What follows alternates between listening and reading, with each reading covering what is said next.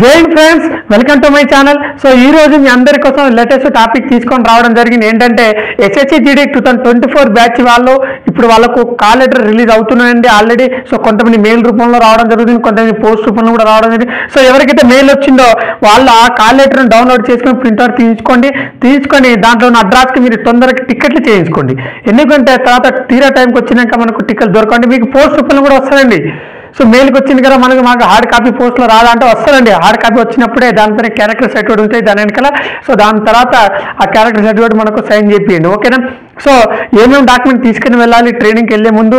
So ఇంకోటి ఏంటంటే వాళ్ళు పోస్ట్ మెయిల్ రూపంలో ఇస్తున్నారు, ఎందుకంటే ఇంటిమేషన్ కోసం. మీకు మేము ఈ విధంగా మీ కాల్ లెటర్ మేము పంపించేసినాం, సెండ్ చేసినాం అని చెప్పేసి మీకు ఒక ఇంటిమేషన్ ఇవ్వడం కోసం సో మనకు మెయిల్ రూపంలో ఇవ్వడం జరుగుతుంది. కొంతమంది మెయిల్లో కూడా డౌన్లోడ్ అవుతున్నాయండి. సో కొంతమంది మన ఆస్పిరెంట్స్ స్టూడెంట్స్ మనకు పంపించడం జరిగింది, ఓకేనా. సో ఇంకోటి ఏంటంటే ఆ మెయిల్లో చూసుకొని ఆ అడ్రస్కు మనకు రూట్ ప్లాన్ చేయించుకొని ఎట్లా వెళ్ళాలో చూసుకొని, బస్సు విధంగా ఉందా, మరి ట్రైన్ అవైలబుల్ ఉన్నాయా, ఏ విధంగా వెళ్ళాలో చూసుకొని తొందరగా టికెట్లు చేసుకుంటే మంచిదండి.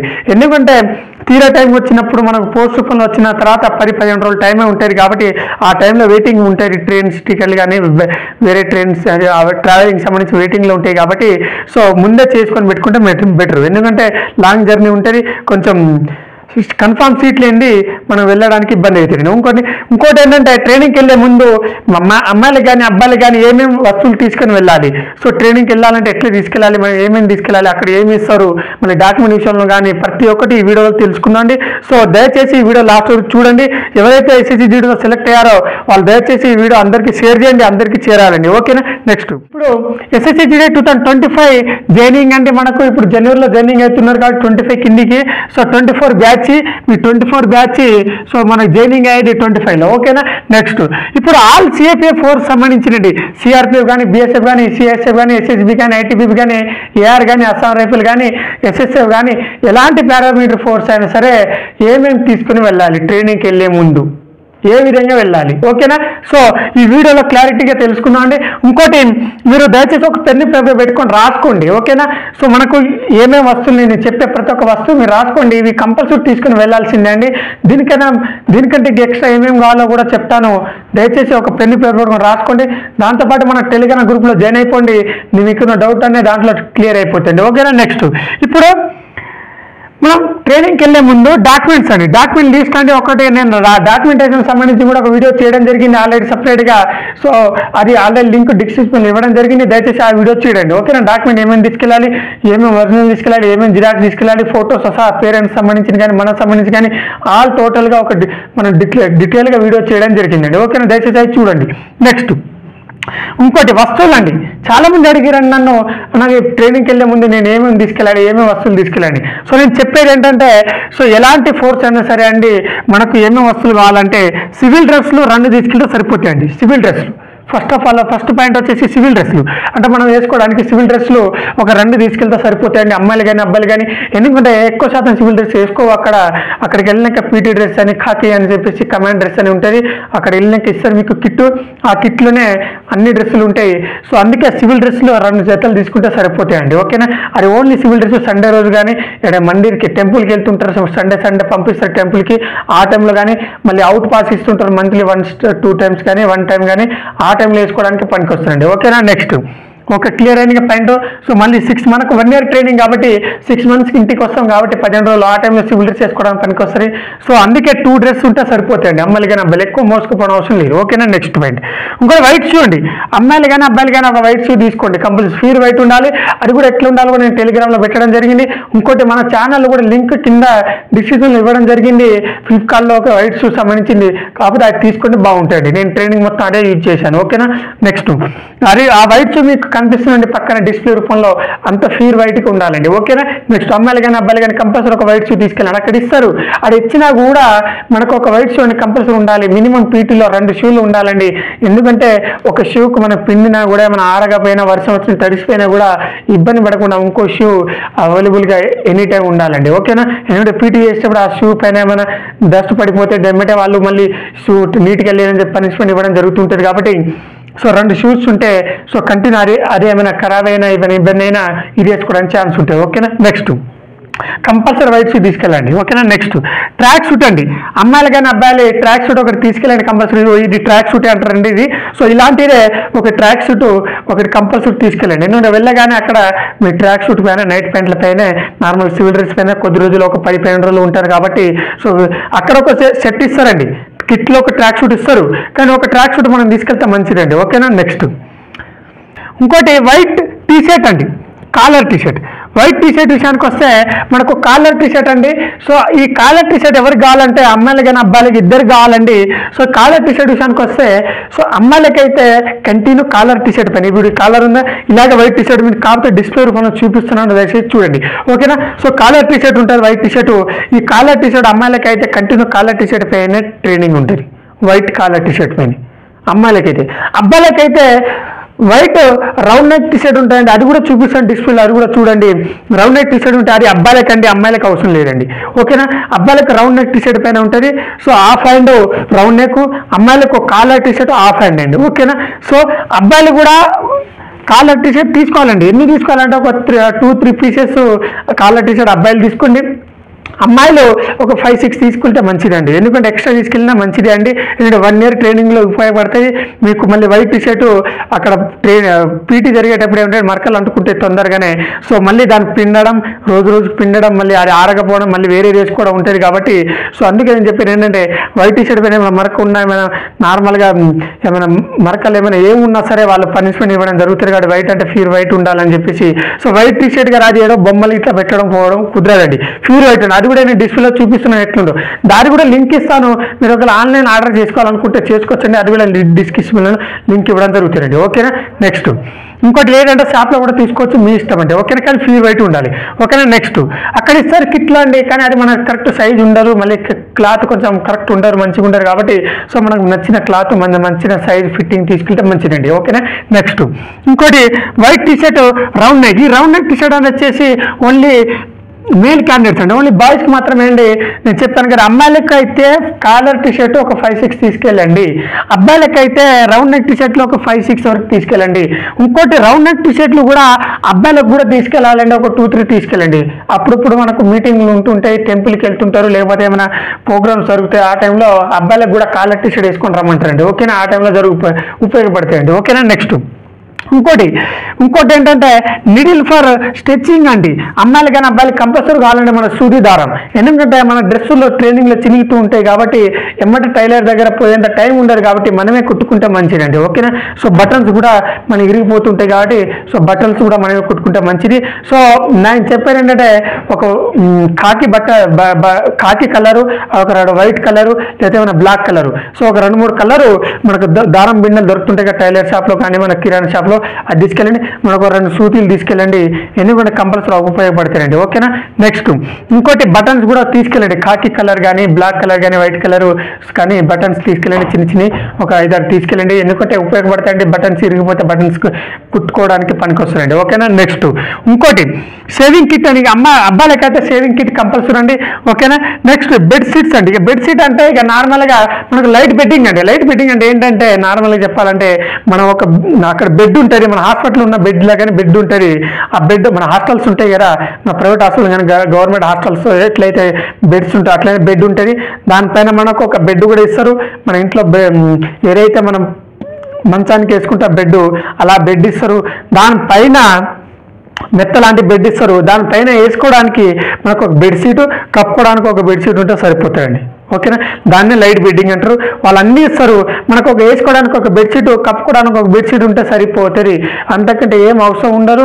ఎందుకంటే అక్కడ కిట్లో కూడా మనకు బెడ్షీట్ ఇస్తారు, అది ఇది సరిపోతాయండి. ఎక్స్ట్రా తీసుకెళ్ళి మళ్ళీ మోసుకొని రావడం తప్ప ఏమి ఉండరు. ఓకేనా. నెక్స్ట్ సో దాన్నే లైట్ బెడ్డింగ్ అంటారండి. సో ఓకేనా. మళ్ళీ నోట్బుక్ అండి. నోట్బుక్ ఇది అమ్మాయిల అబ్బాయిలు అందరూ తీసుకెళ్ళి లైట్ బెడ్డింగ్.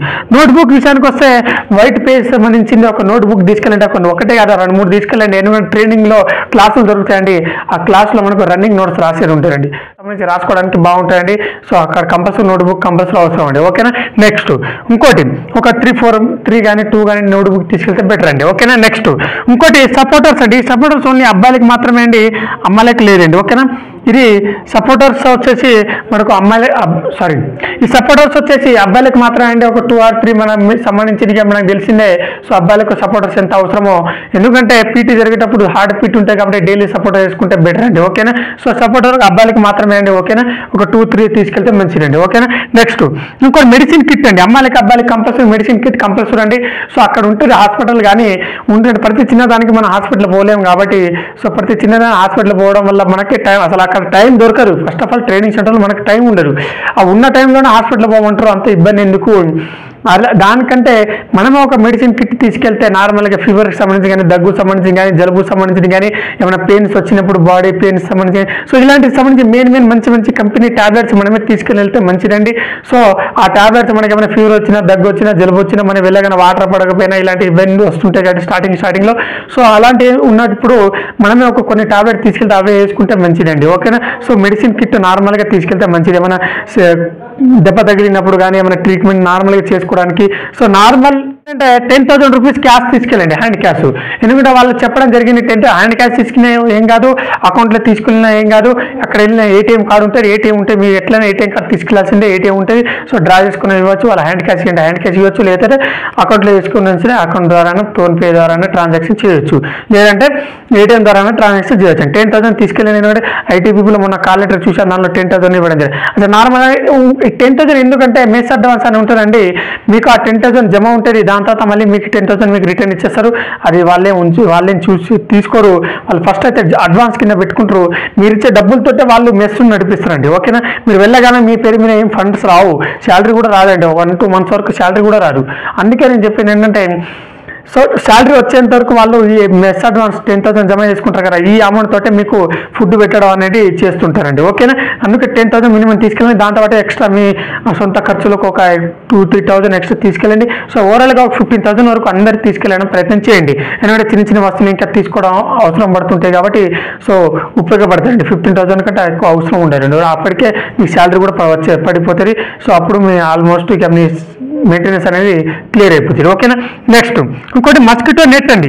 అమ్మాయిలు కానీ అబ్బాయిలు దోమతెర అండి. చిన్నది నార్మల్గా మనకు ఒక 200-300 దోమతెర దొరుకుతారండి. వైట్ కలర్ కానీ బ్లూ కలర్ ఉంటుంది. అది నార్మల్ దోమతెర అండి. ఏదో హెవీగా మనం చూస్తాం కదా, బయట ఉంటాం కదా, అలాంటివి తీసుకోకండి. వాళ్ళకి తీసుకోకపోయినా కూడా అక్కడ దొరుకుతారండి.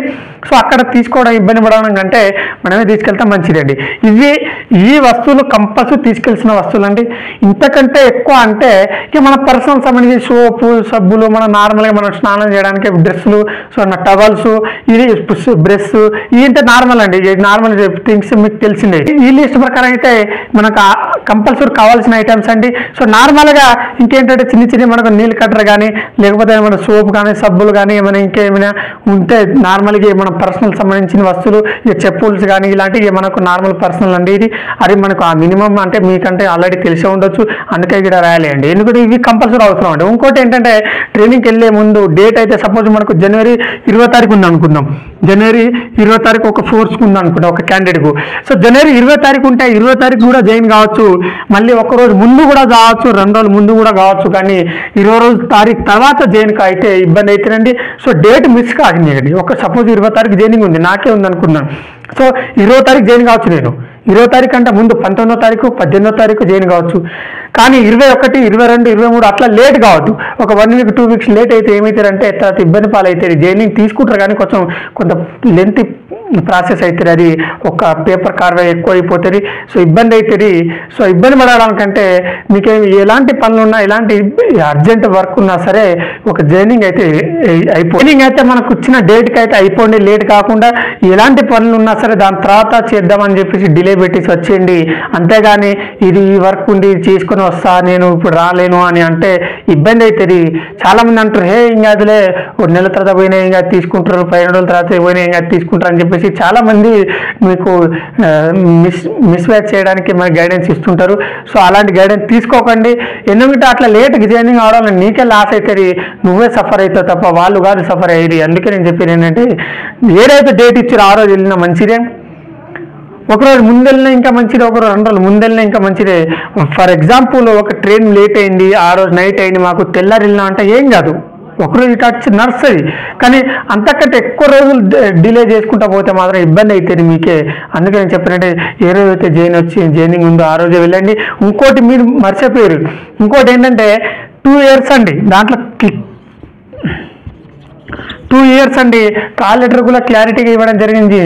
2 years మనకు సర్వీస్ క్లియర్గా ఉంటేనే మనకు కన్ఫర్మేషన్ అయినా అవుతాయండి. 2 years వరకు టెంపరీ జాబ్ కిందకి వస్తూ ఉంటారండి. ఇది ఏ ఫోర్స్ అయినా సరే అండి, సిఆర్పిఎఫ్ కానీ, సిఎస్ఎఫ్ కానీ, బిఎస్ఎఫ్ కానీ, ఐటీబీఎఫ్ కానీ, అస్సాం రైల్వే ఎలాంటి పారామిలిటరీ ఫోర్స్ అయినా సరే 2 సంవత్సరాల తర్వాత నీకు కన్ఫర్మేషన్ అనేది అవుతుంది.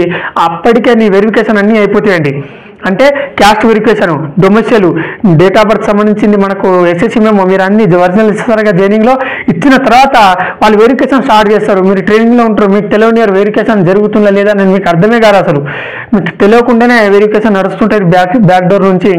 మీరేమో ట్రైనింగ్ చేస్తుంటారు, వెరిఫికేషన్లో ఏమైనా ఫేక్ డాక్యుమెంట్ వేసుకున్నారని చెప్పేసి ఏమైనా ఇబ్బంది అనిపించిందంటే, ఏమైనా అనుమానం ఉంటే మిమ్మల్ని ఇమ్మీడియట్లీ అక్కడి నుంచి తీసేస్తారండి జాబ్ నుంచి. అని ఎలాంటి డౌట్ లేదండి. ఎందుకంటే ఇమీడియట్లీ జాబ్ నుంచి తీసేసే అధికారం వాళ్ళ చేతిలో ఉంటుంది. మీరు అనుకో జాబ్ వచ్చినాక ఎవరికి తీయలేరని, అది ఫేక్ అండి. ఆ న్యూస్ ఎవరు చెప్పినా కూడా ఎవరు అట్లా వినకండి. ఎందుకంటే 2 సంవత్సరాల తర్వాత కన్ఫర్మేషన్ అవుతారండి. అంటే 2 సంవత్సరాల తర్వాత మీ సర్వీస్ అనేది కన్ఫామ్ అని అవుతుంది. అప్పుడు నీకు పర్మనెంట్ జాబ్ అనేది 2 సంవత్సరాల తర్వాత అవుతారండి. ఓకేనా? 2 సంవత్సరాల వరకు నువ్వు టెంపరీ జాబ్ కిందకే ఉంటుంది. ఆ 2 సంవత్సరాల వరకు నువ్వు ఎలాంటి ఇబ్బంది చేసినా, ఎలాంటి తప్పుడు ఇబ్బంది చేసినా, ట్రైనింగ్లో కూడా ఎలాంటి తప్పుడు పని చేసినా కూడా ఇమ్మీడియట్లీ నేను తీసేసే ఛాన్స్ వాళ్ళ అధికారం వాళ్ళ చేతిలో ఉంటారండి. ఓకేనా? నెక్స్ట్ అదే కాల్ లెటర్ కూడా క్లియర్ కట్గా ఇవ్వడం జరిగింది. 2 years సర్వీస్ కన్ఫర్మేషన్ అని చెప్పేసి, ఓకేనా? టెంపరీ సర్వీస్ 2 years అని చెప్పేసి ఇవ్వడం జరిగిందండి. ఓకేనా? దయచేసి అది కొంచెం గమనించండి. 2 సంవత్సరాలు ఎలాంటి మిస్టేక్ చేయకండి, ఎలాంటి ఇబ్బంది పడకండి, తప్పుడు పని చేయకండి. సో నీట్గా ఎంత డిసిప్లిన్గా ఉంటే అంత మంచిదండి. ఓకేనా? ఇంకేమైనా డౌట్లు ఉన్నా సరే నాకు కామెంట్ చేయండి. దీనికి సంబంధించింది మన టెలిగ్రామ్లో జాయిన్ అయిపోతే మీకున్న డౌట్లను టెలిగ్రామ్లో నేను పొందపరుస్తూ ఉంటాను. లింక్ డిస్క్రిప్షన్లో ఇవ్వడం జరిగింది. ఆయన వాట్సాప్ ఛానల్ గ్రూప్ కూడా ఇవ్వడం జరిగిందండి. ఓకేనా? జై హింద్.